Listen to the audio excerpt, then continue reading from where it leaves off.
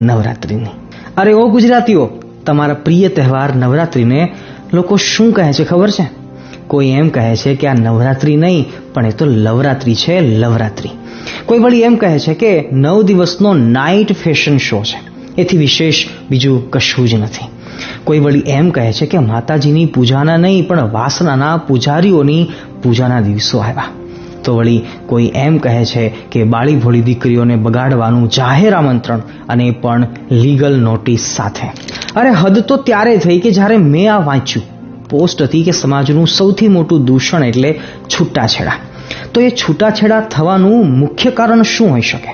તો જવાબમાં કોઈકે લખ્યું કે ડિસરિસ્પેક્ટ, કોઈકે વળી લખ્યું કે બેડ બિહેવિયર, કોઈકે વળી એમ લખ્યું કે ઓછી વાતચીત થતી હશે, કોઈકે વળી એવું લખ્યું કે પૈસાનો અભાવ, તો વળી કોઈકે એમ લખ્યું કે વધતી જતી જરૂરિયાતો. પરંતુ એમાં કોઈ